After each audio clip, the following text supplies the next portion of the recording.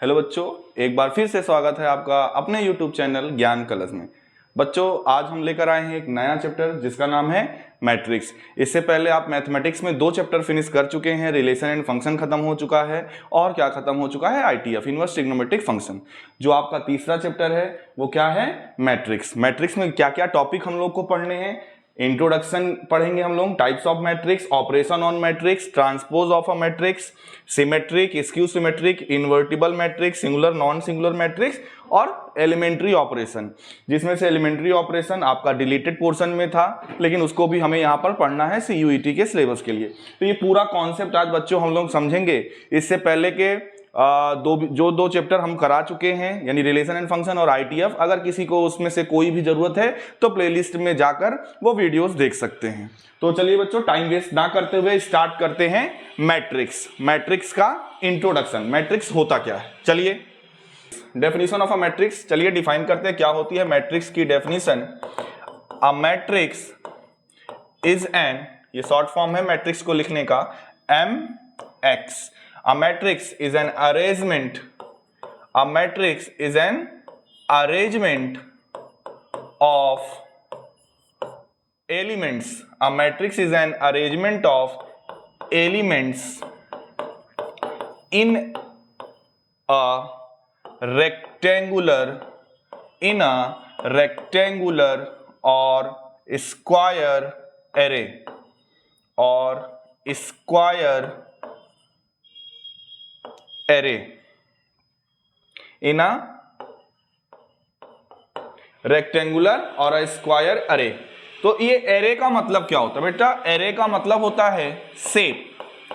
ठीक है, मैट्रिक्स क्या है, जैसे पहले हम एग्जांपल लेके समझाते हैं बच्चों। अगर बहुत सारी भीड़ आपके सामने है और आपको उनसे बात करनी है और बहुत सारी भीड़ है, जैसे आप एग्जांपल ले लीजिए, स्कूल में असेंबली होती है तो असेंबली में ढेर सारे बच्चे आ जाते हैं और उनको कैसे मैनेज किया जाता है। सबसे पहले क्या कराया जाता है, उनको लाइन मेंटेन करने के लिए कहा जाता है।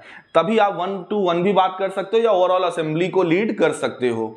तो कहने का मतलब, जब अगर आप केमिस्ट्री की बात कर लो तो जो भी एलिमेंट्स आते हैं तो उनको अब एक सिस्टमेटिक तरीके से पीरियोडिक टेबल में अरेंज किया जाता है कि नहीं। इसी तरह अगर बहुत सारे डेटा आपके पास आ जाएं और उनको अरेंज करने के लिए कहा जाए, तो मैट्रिक्स कुछ नया चीज नहीं है। अरेंज हर चीज में आप पीछे पढ़ते चले आ रहे हो, अरेंजमेंट आप करते आ रहे हो। बस यहां पर डेफिनेशन क्या है, अ matrix is an arrangement of elements. A matrix is an arrangement of elements. ये सिर्फ अरेंजमेंट है, ठीक है। मैट्रिक्स क्या है, सिर्फ अरेंजमेंट है। अ matrix is an arrangement of elements in a rectangular और स्क्वायर एरे। फॉर एग्जांपल, जैसे मान लीजिए मेरे पास 1 से लेकर 6 तक के नंबर्स हैं, 1 2 3 4 5 6। अब इसको मैं क्या करूं, कुछ इस तरह से अगर मैं रिप्रेजेंट कर दूं तो बच्चों ये क्या कहलाएगी, ये मैट्रिक्स कहलाएगी। मैट्रिक्स के जो नोटेशन होते हैं उसको इसीलिए बोला गया रेक्टेंगुलर और स्क्वायर। क्यों बोला गया अभी आगे समझा देंगे। रेक्टेंगुलर का मतलब ये होता है कि जैसे यहां पर ये जो हॉरिजेंटल लाइंस आप देख रहे हो इनको हम रो बोलते हैं, और ये जो वर्टिकल कॉलम्स में यानी वर्टिकल लाइंस में जो लगे हुए हैं इनको हम क्या बोलते हैं, कॉलम्स बोलते हैं।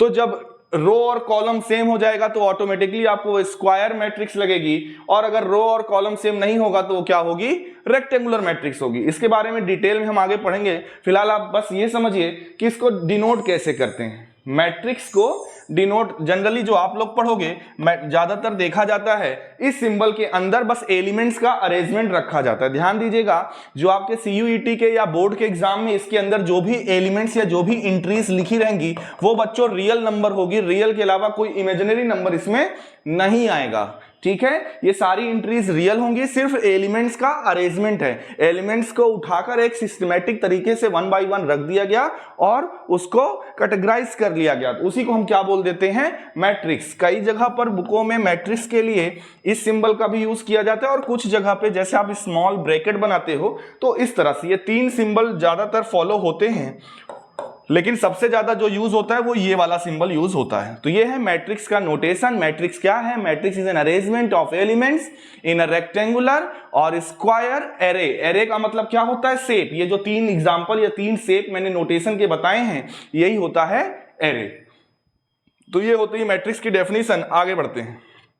रिप्रेजेंटेशन ऑफ अ मैट्रिक्स, या यूं कहें हम आपको जनरल फॉर्म बताने जा रहे हैं। किसी मैट्रिक्स का जो जनरल फॉर्म होता है वो क्या होता है, यानी जैसे कि आपने लीनियर इक्वेशन का जनरल फॉर्म पढ़ा है ax plus B Y plus C equals to 0, quadratic का पढ़ा है ax square plus B X plus C equals to 0, उसी तरह से किसी मैट्रिक्स का जनरल फॉर्म, वो तो अभी आपने रफली समझा मैट्रिक्स होता क्या है। अब जनरल फॉर्म क्या होता है वो देखिए।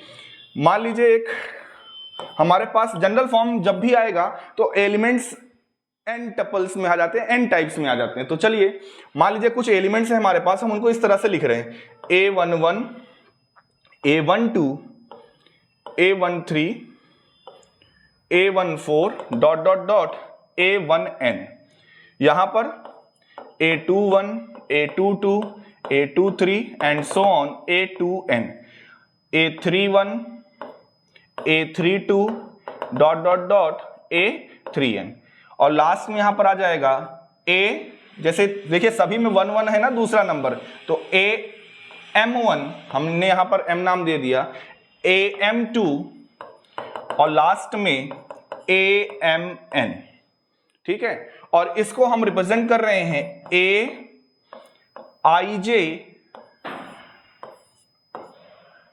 और यहां पर m क्रॉस n, जहां पर i जो है हमारा क्या है m है और j क्या है n है, ठीक है। तो मैं वैसे स्मॉल a से भी डिनोट कर सकते हो और बाद में इसको कैपिटल है, कोई दिक्कत है नहीं। तो ये होता है बच्चों क्या, मैट्रिक्स का अरेंजमेंट। अभी मैं इसको समझा दे रहा हूं ये है क्या, क्योंकि जब तक आप ये नहीं समझोगे तब तक आपको आगे कोई भी कॉन्सेप्ट समझ में नहीं आएगा। चलिए देखिए ये है क्या, जैसे लिखा हुआ है a11, this is the first element, ये क्या है पहला एलिमेंट है। अब ये जो दो नंबर सफिक्स में सभी में लगे हुए ये क्या इंडिकेट करते हैं, 1 1 का मतलब है फर्स्ट रो फर्स्ट कॉलम। अब ये पहले रो और कॉलम समझना आपके लिए जरूरी है। देखिए हॉरिजेंटली ये जैसे जो लिखा गया है, जितने भी एलिमेंट लिखे गए हैं ये पहली रो है। कौन सी रो है, पहली रो।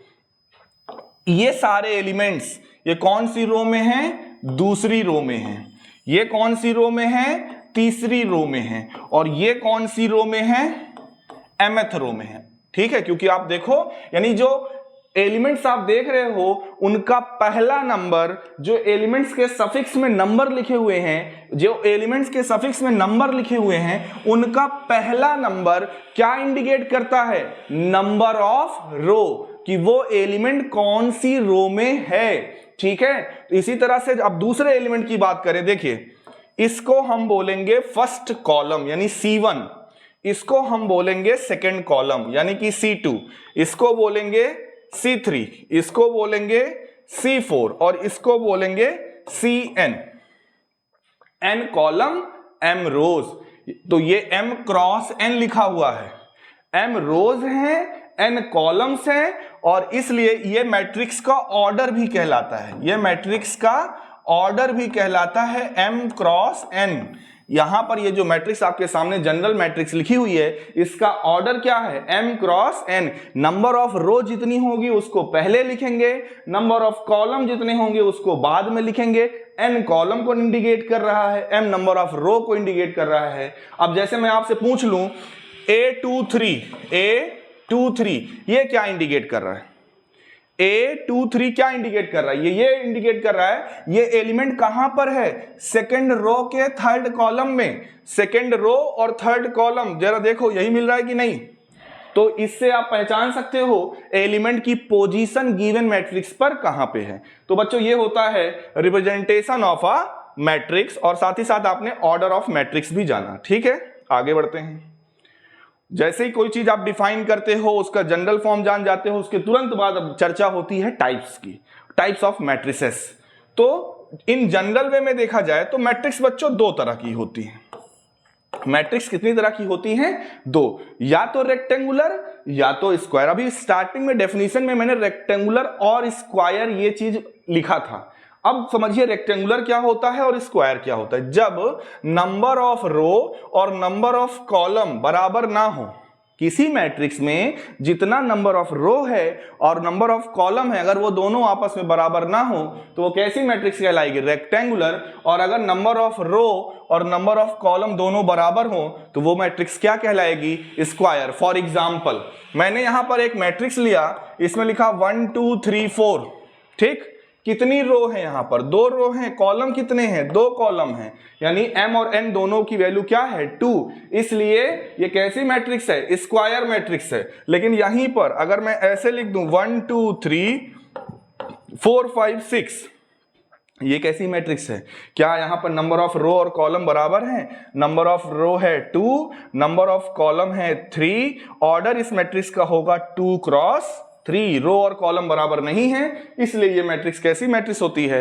स्क्वायर मैट्रिक्स नहीं कहेंगे, इसको क्या बोलेंगे? रेक्टेंगुलर मैट्रिक्स कहेंगे। आई होप आपको रेक्टेंगुलर मैट्रिक्स और स्क्वायर मैट्रिक्स में डिफरेंस समझ में आ गया होगा। अब आगे बढ़ते हैं, रेक्टेंगुलर मैट्रिक्स से ही शुरुआत करते हैं, ठीक है। 1 बाई 1 पहले देख लीजिए है क्या, फिर मैं डिटेल में समझा दूंगा कौन सी मैट्रिक्स क्या होती है। रेक्टेंगुलर मैट्रिक्स के टाइप्स में कौन कौन सी मैट्रिक्स आती है? Horizontal matrix, vertical matrix, row matrix, column matrix और जीरो मैट्रिक्स। और स्क्वायर मैट्रिक्स के टाइप में single matrix, diagonal matrix, scalar matrix, identity matrix और ट्राइंगुलर मैट्रिक्स। 1 बाई 1 अब डिटेल से पहले इनके पार्ट्स के बारे में जानेंगे, फिर स्क्वायर मैट्रिसेस के पार्ट्स के बारे में जानेंगे। ये देखिए रेक्टेंगुलर मैट्रिक्स, सबसे पहले क्या लिखा हुआ? Horizontal matrix. जब किसी मान लीजिए एक मैट्रिक्स है जिसका ऑर्डर है m क्रॉस n, मैंने पहले बताया ये इंडिकेट करता है गिवन मैट्रिक्स में नंबर ऑफ रो को, और ये इंडिकेट करता है गिवन मैट्रिक्स की नंबर ऑफ कॉलम को। तो अगर कभी भी m is less than n हो, मतलब क्या? अगर किसी मैट्रिक्स में number of row number of column से कम हो, number of row number of column से कम हो, 1 2 3 4 5 6, ऑर्डर लिखिए 2 cross 3, number of row number of column से कम हो, ऐसी मैट्रिक्स को क्या बोलेंगे? Horizontal matrix. दूसरा क्या है? वर्टिकल मैट्रिक्स, इसी का opposite, number of row number of column से अगर ज्यादा हो। अब आपके मन में आ रहा सर इक्वल हो जाएगा, तो बेटा इक्वल हो जाएगा तो वो मैट्रिक्स क्या होगी? स्क्वायर मैट्रिक्स होगी। हम पढ़ रहे हैं टाइप्स ऑफ रेक्टेंगुलर मैट्रिक्स, तो या तो लेस होगा या तो ग्रेटर होगा। तो अगर m ग्रेटर देन n हुआ, यानी नंबर ऑफ रो ज्यादा हो जाए, यानी 1 2 3 4 5 6, इसका ऑर्डर क्या हो जाएगा? 3 क्रॉस 2। यहां पर number of row number of column से ज्यादा है, तो इस मैट्रिक्स को हम लोग क्या बोलेंगे? Vertical matrix.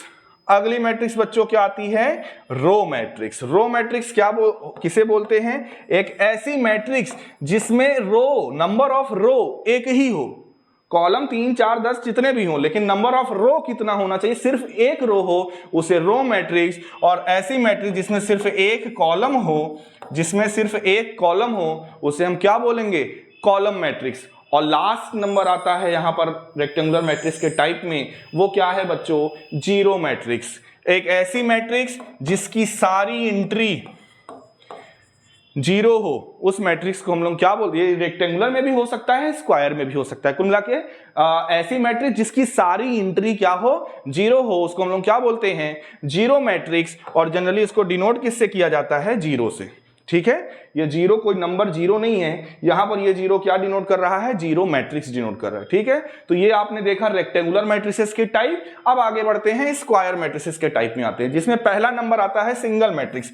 अगर नंबर ऑफ रो और नंबर ऑफ कॉलम दोनों 1 हो, ऐसी मैट्रिक्स, जैसे मैंने लिखा ये 2, ये मैट्रिक्स है, तो इस मैट्रिक्स में रो कितनी है? 1, कॉलम कितनी है? 1। तो जिसका ऑर्डर 1 क्रॉस 1 हो, यानी रो और कॉलम की संख्या सिर्फ एक एक हो, उस मैट्रिक्स को क्या बोलते हैं?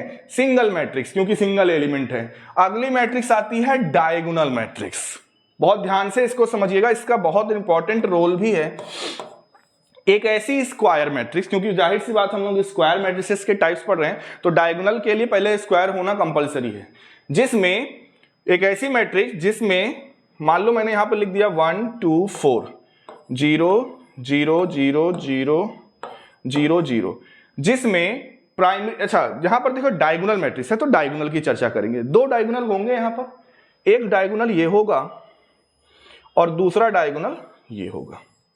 यहां पर मैट्रिक्स को पढ़ते समय हम लोग जिस डायगोनल का यूज करेंगे या जिस डायगोनल को पढ़ेंगे, इस डायगोनल को हम लोग बोलेंगे प्राइमरी डायगोनल या मेन डायगोनल। मेन बोलो या प्राइमरी बोलो, ठीक है। ये डायगोनल कैसा डायगोनल कहलाता है? मेन डायगोनल या प्राइमरी डायगोनल। और ये जो डायगोनल है इसको हम ऑफ डायगोनल या सेकेंडरी डायगोनल बोलते हैं। हमारे लिए जब भी हम डायगोनल की बात करेंगे तो हम कौन सा डायगोनल यहां पर मैट्रिक्स में डिनोट करेंगे? प्राइमरी डायगोनल की बात करेंगे। ओके, तो चलिए समझते हैं डायगोनल मैट्रिक्स होती क्या है। वैसे मैंने अभी एग्जांपल तो लिखा था, पर फिर से देख लीजिए। एक ऐसी मैट्रिक्स जिसके नॉन डायगोनल एलिमेंट्स, एक ऐसी स्क्वायर मैट्रिक्स है, 3x3 इसका ऑर्डर है। ऐसी मैट्रिक्स जिसके सिर्फ प्राइमरी डायगोनल एलिमेंट लिखे हों और जितने भी प्राइमरी एलिमेंट ना हो, यानी प्राइमरी डायगोनल एलिमेंट ना हो, diagonally element primary diagonal element को छोड़कर सभी एंट्री अगर 0 हो तो ऐसी स्क्वायर मैट्रिक्स को क्या बोलते हैं? डायगोनल मैट्रिक्स, ठीक है। ऐसे स्क्वायर मैट्रिक्स को क्या बोलते हैं? डायगोनल मैट्रिक्स, जिसमें नॉन डायगोनल एलिमेंट क्या हो? 0 हो, ठीक है। अब अगली मैट्रिक्स है बच्चों स्केलर मैट्रिक्स। डायगोनल पढ़ लिए हो तो स्केलर भी इसी से रिलेटेड ही है। स्केलर मैट्रिक्स में बस अंतर क्या हो जाता है? एक ऐसी डायगोनल मैट्रिक्स, क्योंकि ये स्क्वायर मैट्रिक्स भी होती है और डायगोनल मैट्रिक्स भी होती है। एक ऐसी डायगोनल मैट्रिक्स जिसके मेन डायगोनल के यानी डायगोनल एलिमेंट क्या हो जाए? सेम हो। अभी डायगोनल मैट्रिक्स में एलिमेंट्स का सेम होना जरूरी नहीं था डायगोनल एलिमेंट का, लेकिन स्केलर मैट्रिक्स में डायगोनल एलिमेंट का सेम होना मस्ट है। तो अगर डायगोनल एलिमेंट सेम है तो ऐसी मैट्रिक्स को हम लोग क्या बोलेंगे? Scalar matrix. और इसी के जस्ट बाद आता है आइडेंटिटी मैट्रिक्स। आइडेंटिटी मैट्रिक्स क्या होती है? वो डायगोनल भी है, स्क्वायर भी है और स्केलर भी है, लेकिन ये स्पेशल है। क्यों? एक ऐसी डायगोनल या स्क्वायर या स्केलर मैट्रिक्स जिसके मेन डायगोनल एलिमेंट क्या हो? 1 1 1, यानी ये तीनों एलिमेंट क्या हो? 1 हो। तो इस मैट्रिक्स को बच्चों हम लोग क्या बोलेंगे? आइडेंटिटी मैट्रिक्स या फिर यूनिट मैट्रिक्स भी इस मैट्रिक्स को हम लोग बोलते हैं। तो ये आपने पढ़ लिया डायगोनल, स्केलर और आइडेंटिटी। अब बचती है आखिरी, जो कि है ट्राइंगुलर मैट्रिक्स। एक्चुअल में ट्राइंगुलर मैट्रिक्स पढ़ना है हमें अगर, तो ट्राइंगुलर मैट्रिक्स में 2 कैटेगरी में बांटा गया है। क्या? एक को बोलते हैं लोअर ट्राइंगुलर मैट्रिक्स और दूसरे को बोलते हैं upper triangular matrix. Lower triangular matrix क्या होता है? एक ऐसी मैट्रिक्स, जैसे मान लो मैंने लिखा 1 2 3 4 5 6, जिसके अपर डायगोनल है, देखो ये डायगोनल है तो डायगोनल के अपर एलिमेंट 0 हो। एक ऐसी मैट्रिक्स जिसके मेन डायगोनल के अपर एंट्रीज क्या हो? 0 हो, तो उसको लोअर ट्राइंगुलर मैट्रिक्स बोलेंगे। ध्यान दीजिएगा, कौन सी triangular matrix? Lower triangular matrix, क्योंकि लोअर से ये ट्राइंगल बन रहा है और इसके ऊपर की इंट्रीज 0 हैं, इसको बोलेंगे लोअर ट्राइंगुलर मैट्रिक्स। और जब अपर ट्राइंगुलर मैट्रिक्स की बात होगी तो इसी का जस्ट उल्टा हो जाएगा। इसमें इसके नीचे के जो एलिमेंट्स होंगे वो 0 हो जाएंगे। इस मैट्रिक्स को हम लोग बोलेंगे अपर ट्राइंगुलर मैट्रिक्स।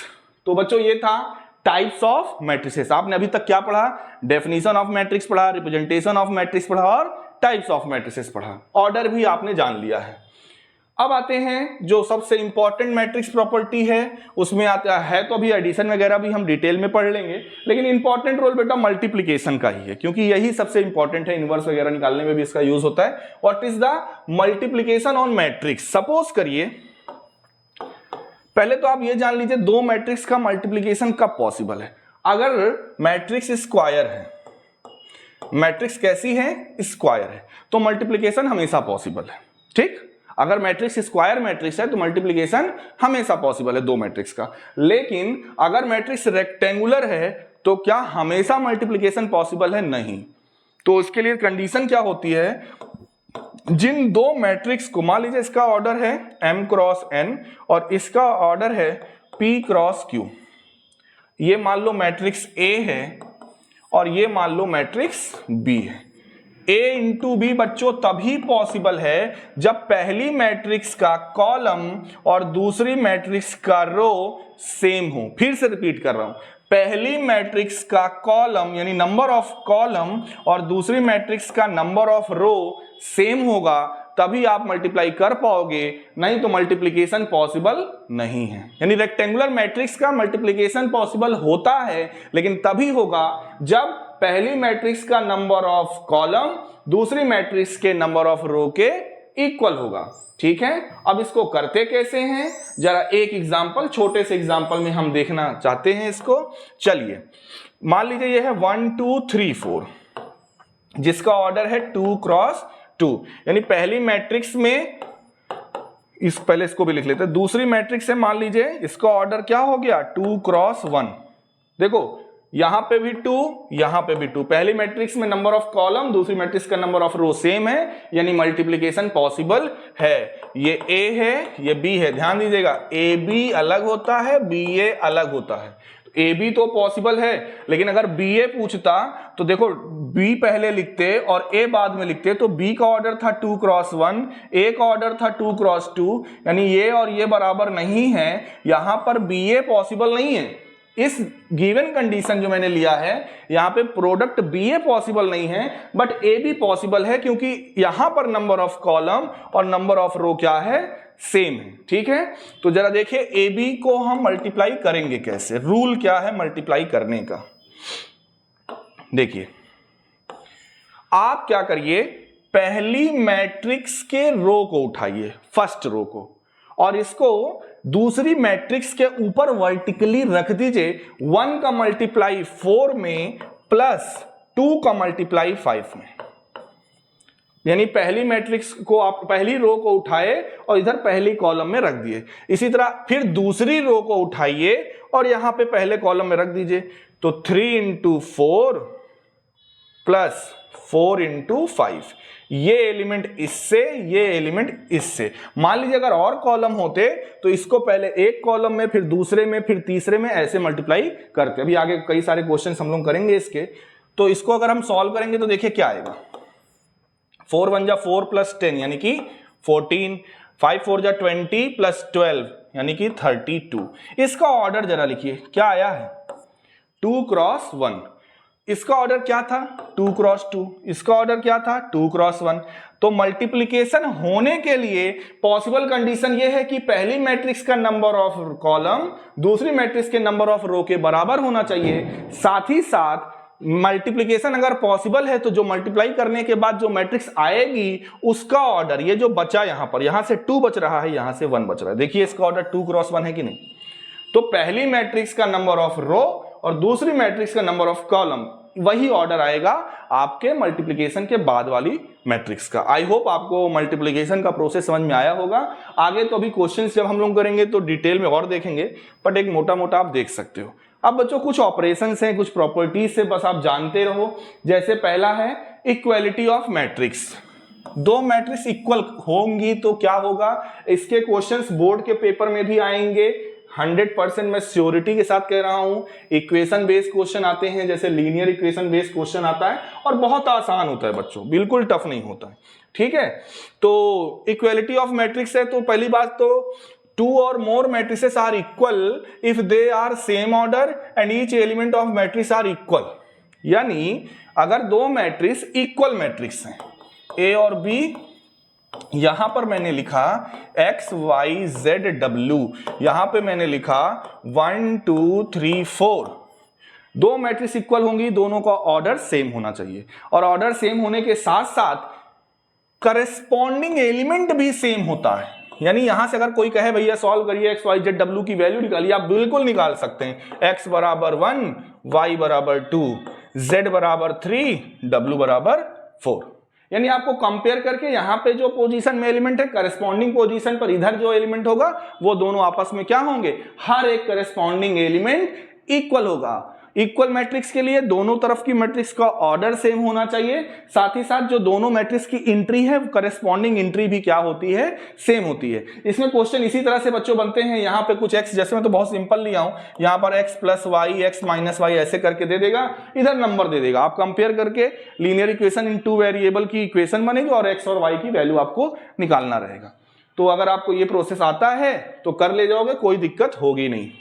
थोड़ा सा वापस आते हैं, फिर क्या है एडिशन और difference of matrix. Addition of matrix, difference of matrix. ठीक है, एडिशन और डिफरेंस को भी देख लेते हैं, मैट्रिक्स का एडिशन और मैट्रिक्स का डिफरेंस, कैसे दो मैट्रिक्स को ऐड करते हैं, कैसे दो मैट्रिक्स को सबट्रैक्ट करते हैं। ओके, मान लीजिए एक मैट्रिक्स ए है और दूसरी मैट्रिक्स बी, आपको ए प्लस बी निकालना है। ए में एलिमेंट है 1 2 3 4, बी में एलिमेंट है 3 4 5 6। दो मैट्रिक्स ऐड तभी होगी जब दोनों का ऑर्डर सेम होगा, दोनों का ऑर्डर सेम होगा, जितने ऑर्डर की ये मैट्रिक्स हो उतने ही ऑर्डर की ये मैट्रिक्स हो। फिर कैसे ऐड करते हैं, करस्पॉन्डिंग एलिमेंट जैसे वहां पर इक्वेट करते थे, यहां पर ऐड, यानी 1 + 3 2 + 4 3 + 5 4 + 6, ये हो जाएगा इसका आंसर। यही चीज डिफरेंस में भी माइनस करना है तो दोनों का ऑर्डर सेम होना चाहिए और करस्पॉन्डिंग एलिमेंट्स को माइनस कर देंगे। ठीक, multiplication of a matrix bye scalar. Scalar इसका क्या मतलब है कि अगर आपको किसी मैट्रिक्स में किसी स्केलर से मल्टीप्लाई करने के लिए कहा जाए, जैसे मैंने कहा एक मैट्रिक्स ए है, इसमें एंट्री 1 2 3 4 है और मैं आपसे पूछूं 2a क्या होगा, तो 2a बच्चों क्या होगा, हर एक एलिमेंट में 2 से मल्टीप्लाई कर दो, ये होगा 2a। This is called the scalar multiplication of matrix. और उसकी कुछ प्रॉपर्टीज है जो आप यहां से देख सकते हो। k स्केलर है, xy मैट्रिक्स है तो अंदर डिस्ट्रीब्यूट हो जाएगा, k + m अगर स्केलर है तो मैट्रिक्स अंदर डिस्ट्रीब्यूट हो जाएगी, स्केलर मल्टीप्लाई हो रहा तो ऐसे लिखा जाएगा। तो ये आपके स्केलर की प्रॉपर्टीज हैं। आई होप आपको ये ऑपरेशंस प्लस माइनस मल्टीप्लिकेशन का समझ में आया होगा। आगे बढ़ते हैं। ठीक है, एडिशन में कम्यूटेटिव होता है, एसोसिएटिव होता है, आइडेंटिटी एग्जिस्ट करती है और एडिटिव इनवर्स भी यहां पर पॉसिबल है। बस ये प्रॉपर्टी ध्यान रखे रहिए, इसको आपको बस ये ध्यान देना है कि ये एडिटिव इनवर्स होता है, एडिटिव आइडेंटिटी होती है, कम्यूटेटिव होता है, एसोसिएटिव होता है। कौन? मैट्रिक्स। ठीक है, आपको इस पे बहुत ज्यादा वर्क नहीं मिलेगा। मैट्रिक्स के मल्टीप्लिकेशन की प्रॉपर्टीज पर आते हैं जिसका जिक्र मैंने पीछे किया हुआ है। क्या प्रॉपर्टीज में कहा जा रहा है multiplication of a matrix is associative. तो मैट्रिक्स का मल्टीप्लिकेशन भी जैसे प्लस वाला ऑपरेशन एसोसिएटिव होता है, उसी तरह मल्टीप्लिकेशन वाला भी ऑपरेशन क्या होता है, एसोसिएटिव होता है। और क्या कंडीशन बोली जा रही है? एसोसिएटिव यही होता है ना, पहले एक्स वाई में मल्टीप्लाई करो फिर जेड करो, ठीक है, या फिर पहले जेड बाहर रखो एक्स वाई करके फिर जेड करो। Multiplication of a matrix is distributive over addition, ऐसे x × y + z लिखा हुआ है तो कैसे डिस्ट्रीब्यूट होता है, xy + xz। The multiplication of matrix is not always commutative. Commutative होता क्या है, अभी मैंने बताया था AB = BA, अगर ये होगा तो कम्यूटेटिव होगा। लेकिन अभी मैंने थोड़ी देर पहले बताया AB और BA यहां पर हमेशा बराबर हो ये जरूरी नहीं है, क्योंकि अभी मैंने एक एग्जांपल लेके दिखाया भी था, जरूरी नहीं है कि आप A × B पॉसिबल है × B पॉसिबल है तो B × A भी पॉसिबल हो, क्योंकि पहली मैट्रिक्स का नंबर ऑफ कॉलम और दूसरी मैट्रिक्स का नंबर ऑफ रो सेम होना जरूरी है। स्क्वायर मैट्रिक्स होगी तो ये हमेशा पॉसिबल होगा, बट रेक्टेंगुलर मैट्रिक्स होगी तो वहां पे आपको ऑर्डर चेक करना पड़ेगा।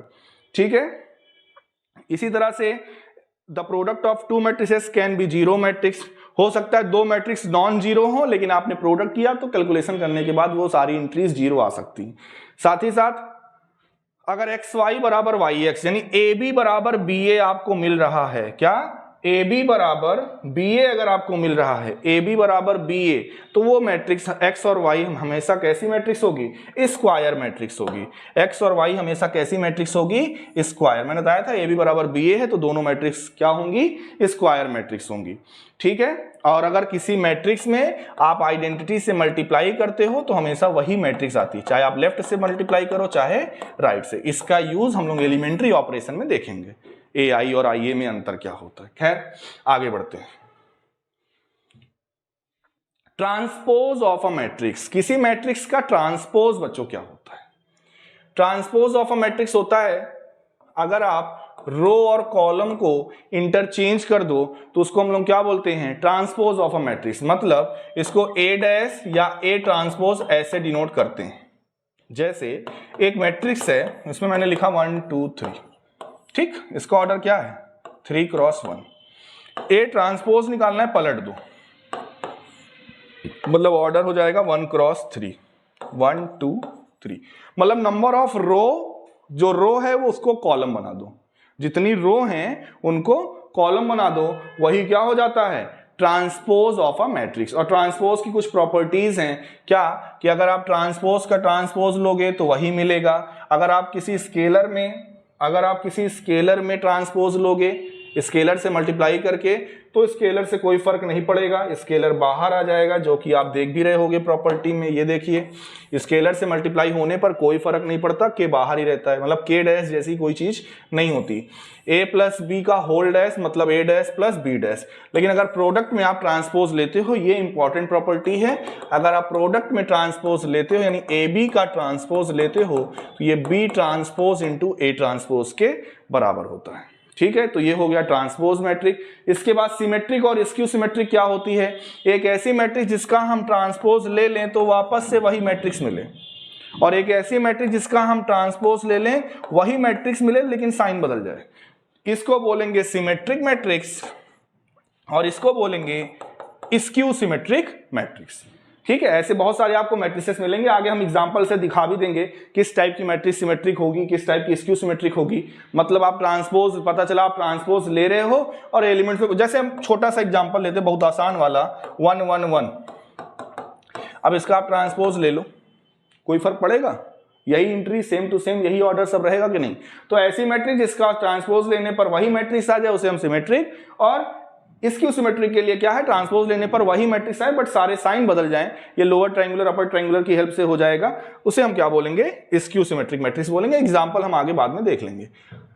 ठीक है, इसकी कुछ प्रॉपर्टीज हैं, जो कि सबसे इंपॉर्टेंट प्रॉपर्टी ये है जिसको मैंने सर्कल किया।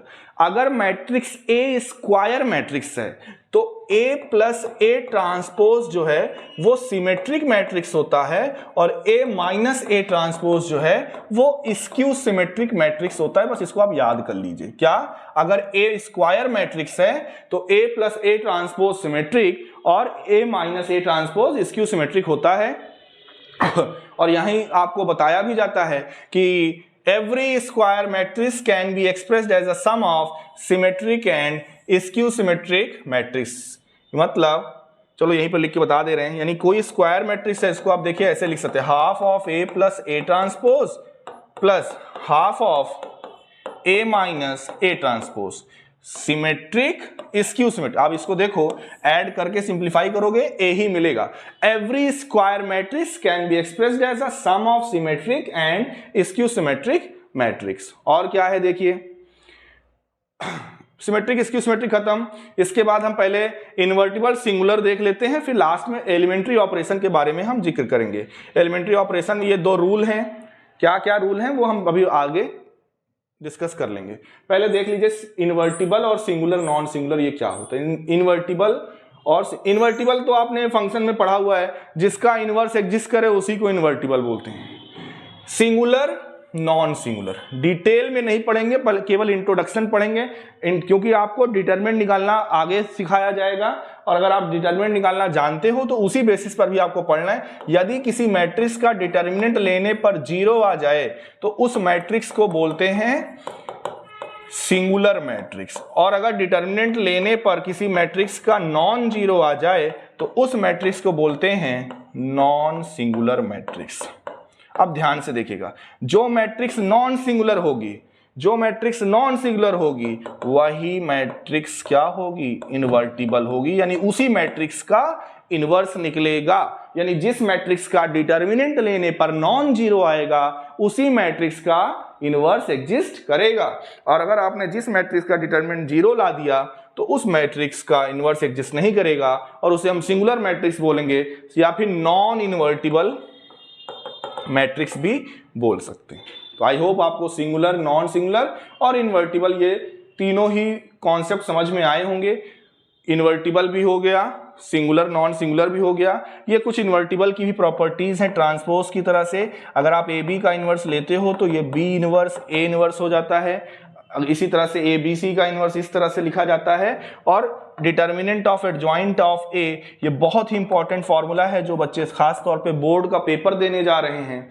तो ये फॉर्मूला मैंने बताया भी हुआ है बच्चों को कि पेपर में इससे रिलेटेड एक नंबर में एमसीक्यू में जरूर क्वेश्चन पूछा जाता है। Determinant of adjoint of A is equals to determinant of A to the power n-1 where n is the order of the matrix. Orthogonal matrix क्या होती है कि अगर आप किसी मैट्रिक्स में किसी मैट्रिक्स के ट्रांसपोज से मल्टीप्लाई करिए और आपको आइडेंटिटी मैट्रिक्स मिल जाए, तब हम इस ऑपरेशन को ए को यानी क्या कहेंगे, ऑर्थोगोनल मैट्रिक्स। ए को क्या बोलेंगे, ऑर्थोगोनल मैट्रिक्स, और ए ट्रांसपोज को बोलेंगे इनवर्स ऑफ ए। ये सारा रूल अब बच रहा है सिर्फ और सिर्फ एलिमेंट्री ऑपरेशन का। तो चलिए, इन्वर्टिबल में बता ही चुका हूं, एलिमेंट्री ऑपरेशन जो कि लास्ट टॉपिक है आज के लेक्चर का।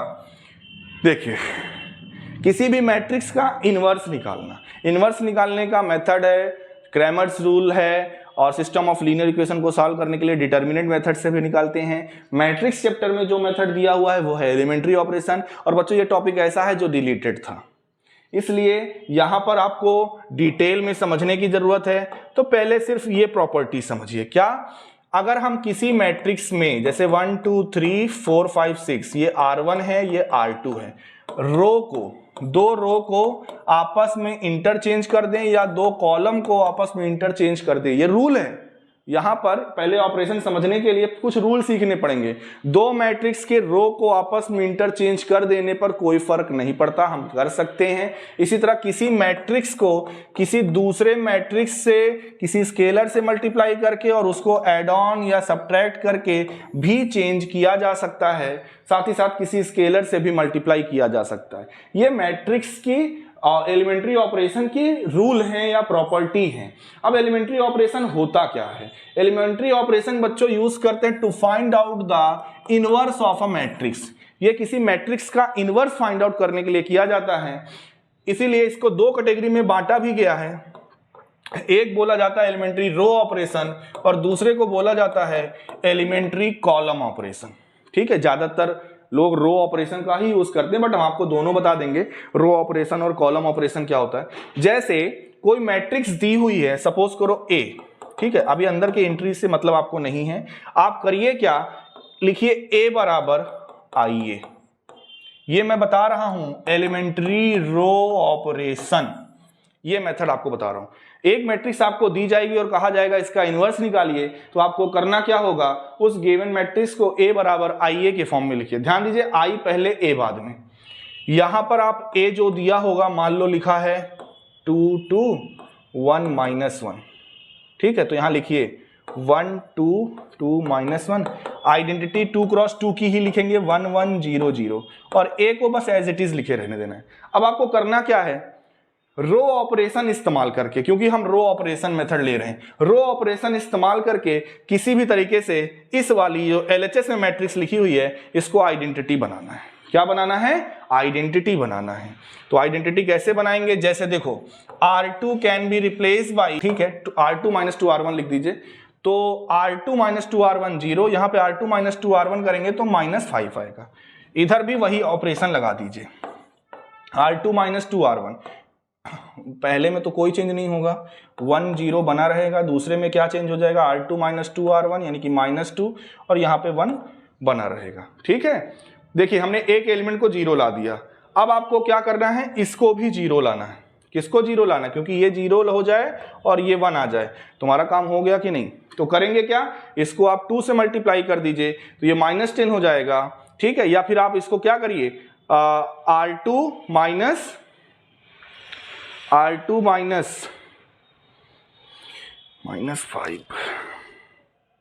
पहले आप यहां पर अब करिए क्या, ये जो रो R2 है इसको आप 5 से डिवाइड कर दीजिए। किससे डिवाइड कर दीजिए, 5 से।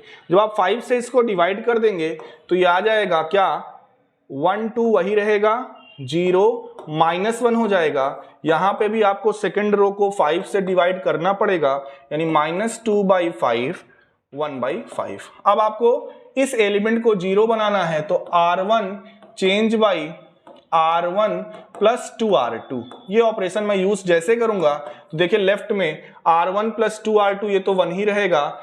R1 + 2R2 जब आप करोगे ये 0 हो जाएगा, और ये 0 ये -1। इधर भी वही काम, R1 चेंज हो रहा है, यानी R2 तो वही रहेगा, -2/5 1/5। क्या चेंज हो रहा है, R1 + 2R2 यानी 1 ++ -4/5, ये हो जाएगा 5 - 4 यानी कि 1/5। R1 + 2R2 यानी हो जाएगा 2/5 × A। अब आप क्या करिए, R2 को माइनस से रिप्लेस कर दीजिए, माइनस साइन वो कर दीजिए, तो ये हो जाएगा 1 0 0 1 इधर हो जाएगा 1/5 2/5 2/5 माइनस 1/5 इंटू ए। तो बच्चों ध्यान से देखिए, लेफ्ट में बन गई आइडेंटिटी और ये जो एलिमेंट आया यही बच्चों क्या होगा, ए इनवर्स। साथ में देखो ए लिखा था, इधर क्या मिल गया, आइडेंटिटी। तो हमने क्या पा लिया, ए इनवर्स। ये आंसर होगा, आपको पूछा जाएगा ए इनवर्स निकालो, तो ये जो मैट्रिक्स आपको दिख रही है ये क्या होगी, ए इनवर्स। और जिस मेथड का यूज करके हमने ये निकाला है इसको बोलते हैं बच्चों एलिमेंट्री रो ऑपरेशन। तो सर एलिमेंट्री कॉलम ऑपरेशन क्या होता है, कुछ नहीं, बस चेंज इतना होगा, जैसे अभी आप रो ऑपरेशन के लिए ए बराबर आई ए लिखे थे, यहां पर क्या लिखेंगे, ए बराबर ए आई, और बाकी वर्किंग वही है, बाकी वर्किंग वही है, सब वही करेंगे, बस इस आइडेंटिटी वाले को आपको ए इनवर्स बना देना, मतलब ऑपरेशन इस ए को आइडेंटिटी बनाओगे तो यहां पर जो भी मैट्रिक्स बचेगी वही क्या होगी, ए इनवर्स। तो बच्चों ये था एलिमेंट्री ऑपरेशन, जिसका यूज करके हम एलिमेंट्री रो ऑपरेशन या एलिमेंट्री कॉलम ऑपरेशन का यूज करके हम किसी भी मैट्रिक्स का इनवर्स निकाल सकते हैं। तो ये जितना भी आज के लेक्चर में मैंने बताया ये पूरा का पूरा मैट्रिक्स चैप्टर में आपके CUET में इतना ही आ रहा है। जो बच्चे बोर्ड का एग्जाम देने जा रहे हैं उनके लिए भी ये वन शॉट वीडियो टाइप में हो सकता है, सारे कॉन्सेप्ट सारे चीजें जो जो इंक्लूडेड है वो एक ही वीडियो में है। अब अगले वीडियो में इसके हम क्वेश्चंस लेकर आएंगे, कोशिश करेंगे फास्ट टेस्ट सीरीज लेकर आए जिसमें हम सारे MCQs जितने भी पॉसिबल होंगे इस चैप्टर से कवर कर सके। तब तक के लिए all the best, happy Holi.